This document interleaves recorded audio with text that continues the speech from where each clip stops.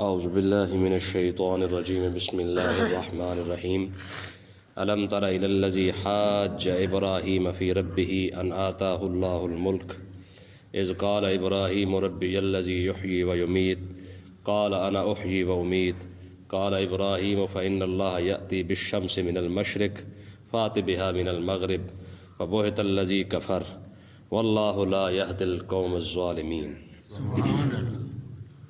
کل کے سبق کے اندر یہ بات ہوئی تھی کہ اللہ تبارک و تعالی اپنے ماننے والوں کو تاریکی سے، اندھیرے سے نکال کے نور کی طرف لے جاتا ہے، اور جو لوگ ایمان نہیں لاتے شیطان ان کو نور سے اندھیرے کی طرف لے جاتے ہیں۔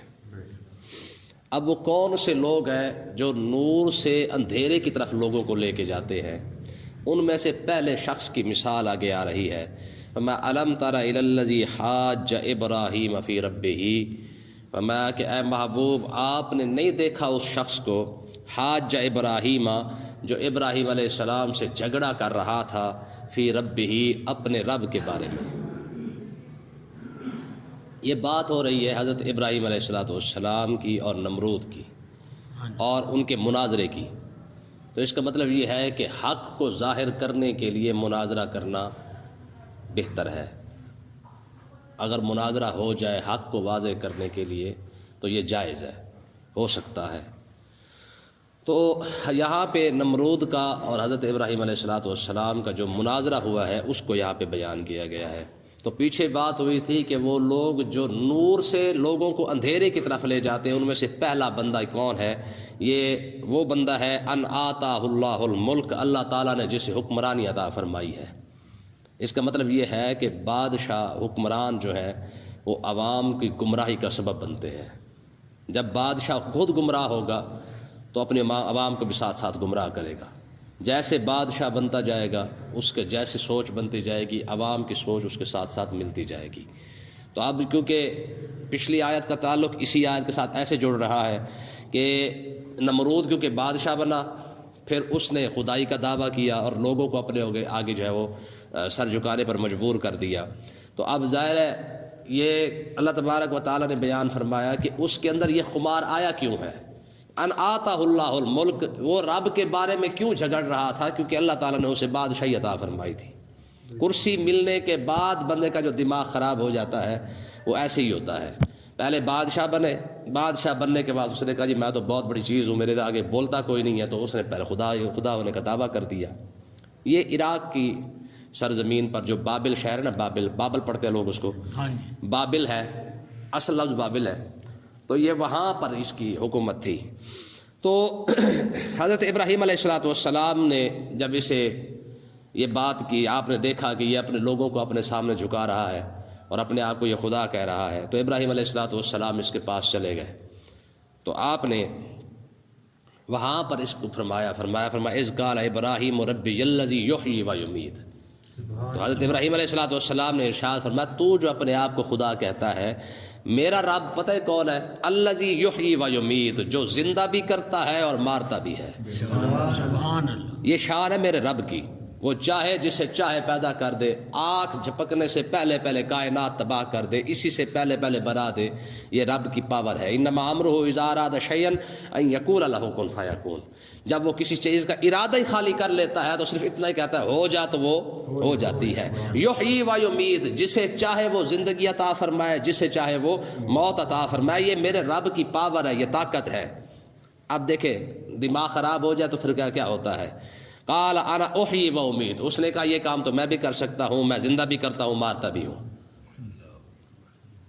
ٹھیک ہے، دربار کے اندر ظاہر ہے اس نے اپنا دھاک بٹھانے کے لیے دلیل، اب اس کے پاس بن تو کوئی نہ سکی، لیکن اس نے اب کیونکہ دیکھا کہ اب میرے پاس اس کا جواب تو ہے نہیں، تو اس نے کیا کیا؟ 2 قیدی منگوا کے جس کو سزائے موت تھی اس کو چھوڑ دیا، اور جو چھوٹنے والا تھا اس کو قتل کروا دیا۔ اس نے کہا دیکھا میں کر سکتا ہوں کہ نہیں کر سکتا۔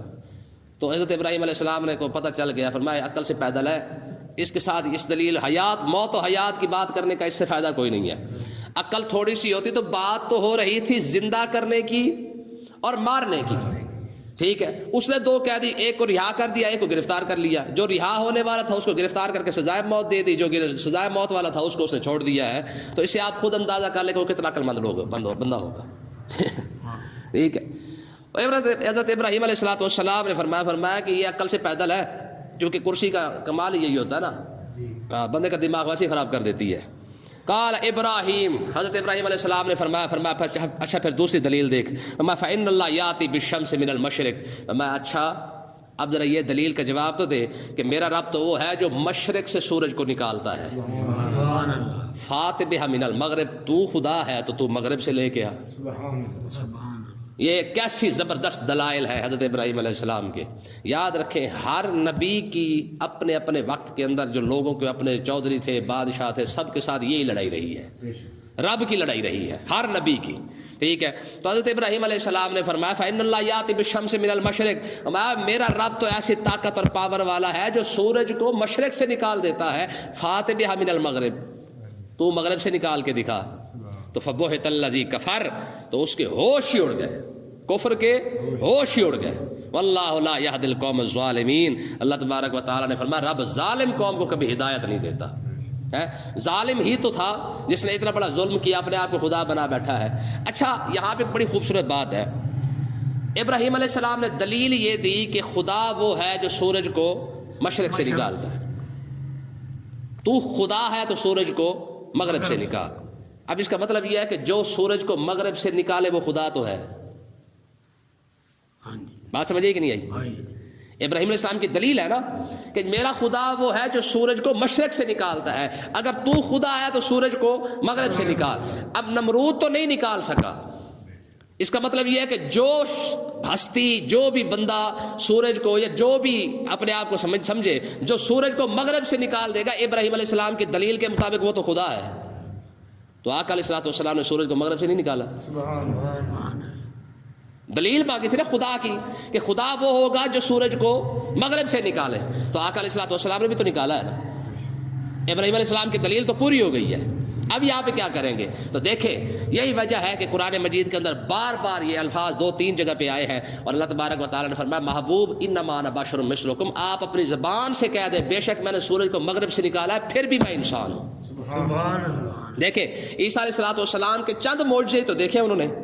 کیا ابرئ الاکمہ والابرص واحیی الموتى باذن اللہ وانبئکم بما تاکلون وما تدخرون فی بیوتکم. سبحان اللہ. یہ عیسیٰ علیہ السلام کے چند معجزے ہیں. اندھوں کو زندہ آنکھیں دے دینا، مادرزاد اندھوں کو آنکھیں دے دینا، مطلب ہے کہ جو بہرے ہیں ان کو کان دے دینا، جو گنجے ہیں ان کو بال دے دینا، مردے تک زندہ. 4 مردے عیسیٰ علیہ السلام نے زندہ کیے ہیں. ٹھیک ہے. تو نتیجہ کیا نکلا؟ جب لوگوں نے دیکھا کہ عیسیٰ علیہ السلام مار رہا، مردے کو زندہ کر رہا ہے، اب ہونا پھر دلیل تو پھر وہی بن گئی کہ ابراہیم علیہ السلام نے کہا میرا رب جو ہے وہ مارتا ہے اور زندہ کرتا ہے. عیسیٰ علیہ السلام نے بھی تو زندہ کر دیے، تو یہ دلیل بھی پوری ہو گئی. نتیجہ کیا نکلا؟ ساری کی ساری امت صرف اسی وجہ سے گمراہ ہو گئی ہے کہ انہوں نے دیکھا کہ عیسیٰ علیہ السلام کیونکہ مردے کو زندہ کر رہے ہیں، اور رب کی پاور یہی ہوتی ہے کہ جو مردے کو زندہ کرے. اب نتیجہ کیا نکلا؟ کیونکہ وہ لوگ بھٹکے اور انہوں نے عیسیٰ علیہ السلام کو خدا بنا لیا. تو ظاہر ہے عیسیٰ علیہ السلام کے معجزات تو چند معجزات ہیں، اور میرے نبی کا تو سارا وجود ہی سراپا معجزہ ہے. حضور کا سر سے لے کر پاؤں تک ایک ایک چیز آقا علیہ السلام کی، بال مبارک معجزہ ہے، ہاتھ مبارک معجزہ ہے، ہر شے حضور علیہ السلام کے پورا وجود، کپڑے مبارک تک حضور کے معجزہ ہے. ٹھیک ہے. تو کہنے کا مقصد یہ ہے اللہ تبارک و تعالیٰ نے ارشاد فرمایا محبوب آپ کی اتنے کمالات جو انہوں نے دیکھے ہیں، ایسا نہ ہو کہ یہ بھی تھوڑا سا گمراہی کی طرف چلے جائے. آپ اپنی زبان اقدس سے ارشاد فرما دیں انما انا بشر مثلکم. فرمایا یہ سب کچھ دیکھ کر گمراہ نہ ہو جانا، میں بھی انسان ہوں، مجھے بھی اسی نے پیدا کیا ہے. ٹھیک ہے نا جی. یہی وجہ ہے کہ قرآن مجید کے اندر اللہ تبارک و تعالیٰ نے ارشاد فرمایا محبوب آپ اپنی طرف سے کہہ دیں انما انا بشر مثلکم. اے محبوب آپ خود کہہ رہے میں تمہاری طرح انسان ہوں. حالانکہ آقا علیہ السلام نے خود ارشاد فرمایا، یہ تو قرآن مجید کی آیت ہے نا کہ میں تمہاری طرح انسان ہوں. مدینے میں جا کے حضور علیہ السلام نے 100 وصال رکھے. ٹھیک ہے. یعنی ایسے روزے رکھے آقا علیہ السلام نے، نہ دن کو کھاتے تھے نہ شام کو کھاتے تھے، نہ صبح سحری کرتے تھے نہ شام کو افطاری کرتے تھے. صحابہ کرام کو پتہ چلا کہ آقا علیہ السلام صبح کو بھی سحری نہیں کرتے، شام کو بھی افطاری نہیں کرتے ہیں، اور مسلسل روزے رکھتے جا رہے ہیں. صحابہ کرام نے بھی رکھنا شروع کر دیے. نتیجہ کیا نکلا؟ 2-4 دن کے اندر 5 بندے پیچھے غائب، پھر 7 بندے غائب، پھر 10 بندے غائب. آقا علیہ السلام نے فرمایا نمازیوں کی تعداد کیوں کم ہو گئی ہے؟ عرض کی یا رسول اللہ آپ جو روزے رکھ رہے ہیں، آپ کے روزے رکھنے کی وجہ سے صحابہ کرام نے بھی روزے رکھنے شروع کر دیے.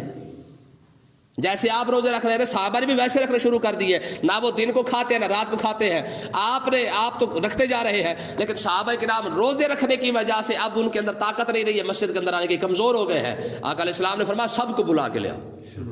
جب سارے مسجد کے اندر آئے نا حضور نے فرمایا ایوکم مثلی، فرمایا تم میں سے ہے کون ایسا جو میری طرح بن سکے، اور تم میں سے کون ہے جو میری طرح بن سکے؟ فرمایا ابھی تو عند ربی یطعمنی ویسقینی، فرمایا میری شان تو یہ ہے کہ میری رات ہوتی ہے میرا رب مجھے کھلا بھی دیتا ہے پلا بھی دیتا ہے.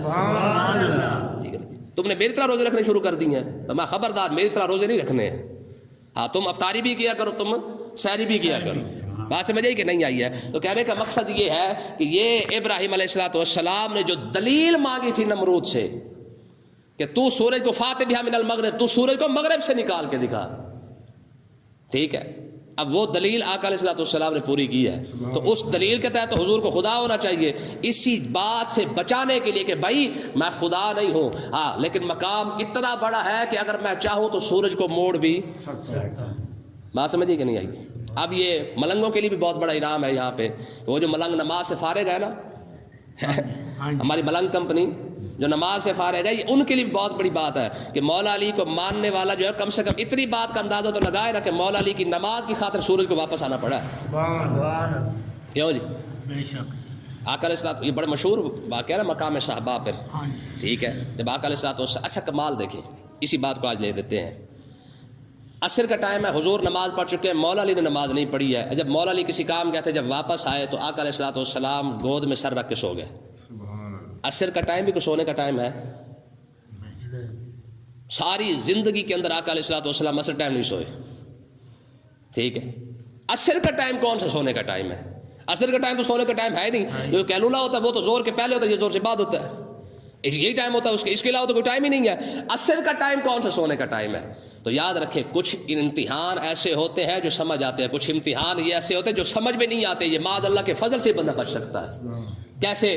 مولا علی کی گود میں حضور کا سر ہے، اور یہ مولا علی کا کتنا بڑا امتحان ہے کہ آپ دیکھیں تو صحیح، یہ نماز پڑھنے جاتا ہے یا مجھے اٹھاتا ہے؟ کیوں جی؟ مجھے چھوڑ کے نماز پڑھنے تو نہیں جاتا. ٹھیک ہے، اب یہ امتحان اتنا بڑا ہے، یہ محض اللہ کے فضل سے ہی بچ سکے تو کوئی بچ سکے، وگرنہ کوئی بچ نہیں سکتا ہے. یا آقا علیہ السلام کا سر مبارک گود میں اگر یہاں اٹھاتے ہیں تو ایک رسول کی بے ادبی ہے. کیسے کہہ سکتے ہیں کہ حضور آپ اپنا سر مبارک سے اٹھائیے اور میں نماز پڑھنے جاتا ہوں؟ کیونکہ ادھر سے قرآن مجید کی آیت ہے من یطع الرسول فقد اطاع اللہ، جس نے رسول کی اطاعت کی اس نے اللہ کی تو اطاعت کی ہے. اب کتنا بڑا امتحان ہے، کوئی سوچ سکتا ہے یہ مولا علی کا؟ چپ کر کے بیٹھے ہوئے ہیں. ٹھیک ہے، حالانکہ ایک امتحان غار کے اندر ہے، وہ جان کا امتحان ہے، اور یہاں پہ مولا علی کے ایمان کا امتحان ہے. دیکھیں جان کے ڈر سے کیا کہتے ہیں کہ جناب اپنا پاؤں ہٹاتے تو نہیں ہے، ادھر سے وہ بھی استقامت کا پہاڑ ہے جناب اللہ رکھ کے بیٹھے ہوئے ہیں. مولا علی نے واری تیری نیند پر نماز. ٹھیک ہے نا جی، امام محمد رضا خان نے کہا تھا. اب دیکھیں اس کا مطلب یہ ہے کہ آقا علیہ السلام کے اب بیٹھے ہیں نماز، سورج غروب ہو چکا ہے، بڑی مشہور بات ہے، لیکن جو اس کے اندر جو نقطے ہیں اس کو سمجھے ذرا. جب روئے نا تو اس کا مطلب یہ ہے کہ مولا علی کو نماز سے محبت کتنی ہوگی کہ نماز ان کی قضا ہوئی اور آنکھوں سے آنسو آ گئے. ملنگ کمپنی کبھی سمجھی اس بات کو؟ ٹھیک ہے یار، نماز قضا ہو یہ مولا علی رو پڑے ہے. وہ بندہ جو جنگوں کے اندر کبھی نہ روئے، وہ بندہ جناب اعلیٰ جو بھوک کے اندر غربت کے اندر جناب حالات جیسے بھی آئے ہیں جی، مولا علی کے جو 5 سال جو امیر المومنین بن کے رہے ہیں آپ نے 5 سال، مشکل سے مشکل ترین حالات ہیں. ایک دن کے لیے مولا علی سکون سے نہیں بیٹھے. اچھا کبھی بھی نہیں روئے. اچھا ایک نماز قضا ہو یہ رو پڑا ہے. ملنگ کیوں نہیں رویا؟ وہ تو کہتے ہیں ہماری تو پڑی پڑھائی ہے. مولا علی سے بڑا بھی کوئی خدا کو جاننے والا ہے؟ کسی نے پوچھا تھا حضور کبھی رب کو دیکھا ہے؟ اور میں علی اس وقت تک دوسرا سجدہ نہیں کرتا جب تک پہلے سجدے میں رب کو دیکھ نہ لے. علی تو سجدہ میں سر رکھ کے رب کو دیکھتا ہے، اور ملنگ جو ہے نماز کے قریب ہی نہ آئے. کتنی بڑی بات ہے. آقا علیہ السلام جب جاگے، اب جاگنا کیا تھا یہ تو آقا علیہ السلام خود فرماتے ہیں یاد رکھو میری صرف آنکھیں سوتی ہیں، دل ہمیشہ جاگتا رہتا ہے. سمجھیے نا، تنام عینایا ولا ینام قلبی. حضور فرماتے ہیں میرا آنکھیں سوتی ہیں، میرا دل ہمیشہ جاگتا رہتا ہے. اچھا جس کا دل ہمیشہ جاگتا رہے آج کیسے سو گیا ہے؟ ہو سکتا ہے، سوال ہی پیدا نہیں ہوتا۔ یہ امتحان تھا مولا علی کا کہ میری تربیت میں رہنے کے باوجود دیکھے تو صحیح، یہ رسول کو، نبی کو چھوڑ کے نماز پڑھنے جاتا ہے۔ اس کا مطلب یہ ہے کہ نبی کو چھوڑ کر مسجدوں کے آباد بھی کر لے تو مسجدیں کبھی نماز آباد نہیں ہوتی ہیں، ٹھیک ہے نا جی۔ رسول اللہ کو چھوڑ کر بھی کبھی کوئی رب کا گھر بنا تو آقا علیہ الصلوۃ والسلام نے کیا فرمایا؟ فرمایا کیا ہوا، خیریت تو ہے؟ کتنی بات ہے، سارا کچھ پتہ ہونے کے باوجود بھی پوچھا جا رہا ہے خیریت تو ہے، کیا ہو گیا ہے؟ آج کہ حضور نماز نہیں پڑھی۔ فرمایا پھر؟ کہا حضور پڑھنی تو ہے۔ اچھا قضا بھی تو پڑھی جا سکتی ہے نا، کوئی مسئلہ نہیں، نماز قضا ہو جائے تو بندہ پڑھ لیتا ہے، ادا ہو گئی، فرض ادا تو ہو جائے گا نا۔ لیکن دیکھیں آقا علیہ الصلوۃ والسلام نے اٹھے اور حضور نے دعا کیا مانگی؟ اللہم انہ کان فی طاعتک و طاعت رسولک، پروردگارہ تیری تو اطاعت کر رہا تھا، انہ کان فی طاعتک، پروردگار یہ تیری اطاعت کر رہا تھا، گود میں حضور سر رکھ کے سو رہے ہیں اور ساتھ فرما رہے ہیں پروردگارہ تیری اطاعت میں ہے، علی تیری اطاعت کے اندر ہی تو ہے۔ انہ کان فی طاعتک و طاعت رسولک، پروردگارہ تیرے محبوب کی اطاعت کر رہا تھا، تیری اطاعت کر رہا تھا۔ فرد دل شمس، کرم فرمانا، سورج واپس لوٹانا، ٹھیک ہے جس کا مطلب یہ ہے کہ یہ دیکھ یہ کتنی بڑی بات ہے یار۔ یہ نماز بے شک آقا علیہ الصلوۃ والسلام اللہ تبارک و تعالیٰ کے قرب کا ذریعہ ہے، لیکن نماز سے بڑا رب کا قرب جو ہے وہ رسول اللہ کی ذات سے جا کے ملتا ہے۔ سمجھ آئی کہ نہیں آئی ہے؟ ہاں، نماز سے زیادہ قرب رسول اللہ کی ذات سے ملتا ہے۔ حضرت جبریل، مشکات پاک کے اندر حدیث پاک ہے، حضرت جبریل علیہ الصلوۃ والسلام نا ایک بار اللہ کی بارگاہ، رسول اللہ کی بارگاہ میں حاضر ہوئے تو رسول اللہ نے ارشاد فرمایا کہ جبریل جا کے رب کی بارگاہ میں عرض کر زمین میں سب سے اچھا ٹکڑا کون سا ہے اور سب سے گندا ٹکڑا کون سا ہے۔ جبریل علیہ السلام چلے گئے، جب واپس آئے نا تو بہت زیادہ خوش۔ آپ نے فرمایا جبریل کیا بنا؟ عرض کی یا رسول اللہ جواب تو مل گیا، وہ تو میں بعد میں دوں گا، لیکن میں آپ کو ایک اور بات بتاتا ہوں۔ حضور نے ارشاد فرمایا وہ کیا ہے؟ عرض کی یا رسول اللہ آج مجھے رب نے اتنا قرب عطا فرمایا ہے، اتنا قرب عطا فرمایا ہے، جہاں پہلے میرا مقام تھا اس سے زیادہ آگے قرب عطا فرما دیا ہے۔ اپنے قریب سے قریب بلا کے فرمایا جبریل اب سوال کر۔ میں تو اس بات پہ حیران ہوں کہ یا رسول اللہ رب پہلے ہی مجھے عطا فرماتا رہتا ہے، میں آپ کے پاس آتا رہتا ہوں، اب رب نے اتنا قرب عطا فرمایا ہے، مجھے اب سمجھ آیا ہے کہ پہلے میں خود جاتا تھا، اب آپ نے بھیجا تھا تب جا کے رب نے اتنا قرب عطا فرمایا ہے۔ فرمایا پہلے تو آتا تھا اپنی مرضی سے یا ہم بھیجا کرتے تھے، اب کیونکہ تجھے میرے محبوب نے بھیجا ہے تو اب اپنے مقام سے نہیں، ذرا اوپر آ کے سوال کر۔ کتنی بات؟ تو اس کا مطلب یہ ہے کہ رب کا قرب چاہیے تو پھر ایک ہی طریقہ ہے اور ایک ہی ذریعہ ہے، وہ صرف اور صرف رسول اللہ کی ذات ہے۔ دیکھ نا جی قرآن مجید کیا ہے، والذین اتخذوا مسجدا ضرارا وکفرا وتفریقا بین المؤمنین، ٹھیک ہے۔ مسجدیں تو مسجد ہوتی ہے نا، ایک مسجد مومنوں نے بنائی ہے جس کے بارے میں قرآن مجید کہتا ہے کہ جناب وہ جو مسجد ہے وہ تقوی کی بنیاد پر بنی ہے، ٹھیک ہے جی۔ اور ایک مسجد جس کو مسجد ضرار کہا گیا، حالانکہ قرآن مجید کے اندر بھی لفظ مسجد ہی آیا ہے، والذین اتخذوا مسجدا ضرارا وکفرا۔ منافقوں نے مسجد بنائی، آقا علیہ الصلوۃ والسلام کو بلانے کے لیے آ گئے، حضور آپ ہماری مسجد میں تشریف لائے، تو اللہ تبارک و تعالیٰ نے فرمایا محبوب ان کی مسجد میں نہیں جانا، ان کی مسجد میں نہیں جانا ہے۔ کیوں نہیں جانا؟ میں محبوب آپ کے ساتھ منافقت کر کے پھر بھی ان کی مسجد میں جائے۔ تو اس سے مسئلہ تو سمجھ میں آ گیا نا کہ اگر کوئی شخص رسول اللہ کا بغض رکھ کے مسجدیں بنائے، مندر بنائے، تبلیغیں کرے، جو مرضی کرتا رہے، قرآن پڑھائے، مدرسے بنائے، جو مرضی کرتا رہے، اگر رسول اللہ کی